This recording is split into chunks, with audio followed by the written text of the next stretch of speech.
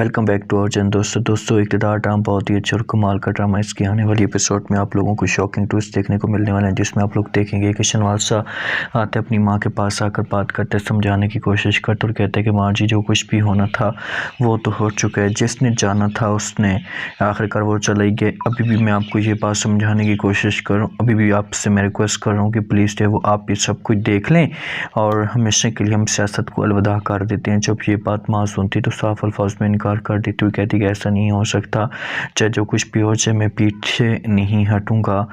میرے ساتھ اور میرے بیٹے کے ساتھ ناجائزی کی گئی ہے تو میں حسود میں بدلہ لینے کی کوشش کروں گا. تو جہاں پر چپ ہو جاتا ہے شنواز اور اپنی ماں کو جواب دیتے اور کہتا ہے کہ ابھی بھی آپ ان چیزوں کو نہیں دیکھ رہی، ابھی بھی آپ اپنی غلطیوں سے نہیں سیکھ رہی. خیر آپ کی اپنی مرضی ہے، میرا کام تھا آپ کو سمجھانا کہ میں کسی بھی طرح سے محنت کروں اور آپ کو سمجھا پاؤں اور ہر چیز آپ کو بتا پاؤں. میں ماں جی بہت تھک چکا ہوں اور میں ان سیاست سے اپنے آپ کو دور کرنا چاہتا ہوں، ان معاملات میں نہیں پڑھنا چاہتا. تو آگے سے یہ باتیں سمن شاہ سنتی ہے تو وہ صاف الفاظ میں انکار کر دیتی اور کہتی کہ تم نے جو کچھ بھی کرنا ہے کر کے دیکھ لو،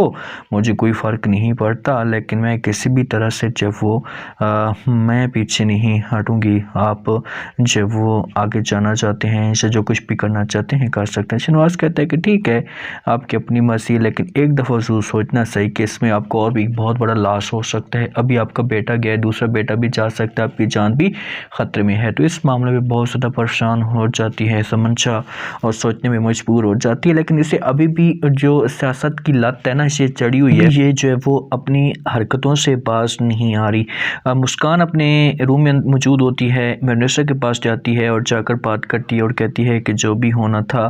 وہ تو ہو چکا ہے، لیکن آپ بھی اگر آپ مجھے جو وہ میں نے بہت بڑی مسٹیک کی ہے، مجھے ایسا نہیں کرنا چاہیے تھا، زین شاہ کے اوپر مجھے یقین نہیں کرنا چاہیے تھا. آگے سے یہ بات منسٹر سنتی ہے تو وہ جواب دیتی اور کہتی ہے کہ چھوڑیں اس بات کو، میں آپ کو سمجھاتی تھی، آپ کے سامنے ریکویسٹ کرتی تھی، آپ کو کہتی تھی کہ یہ سب کچھ ٹھیک نہیں ہے، وہ انسان ٹھیک نہیں ہے، لیکن اب وہ ہمیشہ کے لیے چلا گیا، ہم نے اس بارے میں غلط نہیں سوچا. تو مسکان کہتی ہے کہ وہ سب کچھ ٹھیک ہے آپ ہی، لیکن میں نے اس کے ساتھ ہمیشہ محبت کی تھی اور میں آج بھی اس کے ساتھ محبت کرتی ہوں. لیکن اگر آپ لوگ جہاں پر بھی میری شادی کروانا چاہتے ہیں، جہاں پر بھی آپ لوگ چاہتے ہیں، مجھے کسی قسم کا کوئی بھی اعتراض نہیں ہے، آپ میری شادی کروا سکتے ہیں. تو یہ بات جب شاہوار منسٹر سنتی ہے تو مسکان کو جواب دیتی اور کہتی ہے کہ دیکھیں عزت آپ کے ہاتھ میں ہے، اگر آپ نے جہاں پر بھی شادی کرنی ہے تو امی کے ساتھ بات کریں اور بول دیں. مسکان انکار کر دیتی اور کہتی کہ نہیں، میں نے محبت ایک کے ساتھ کی تھی تو اب اس کے علاوہ میں کسی اور کے بارے میں سوچ نہیں سکتی. آپ لوگ جہاں پر بھی چاہیں گے میں چپ چاپ خاموشی کے ساتھ جو اس رشتے کو ایکسیپٹ کر لوں گی.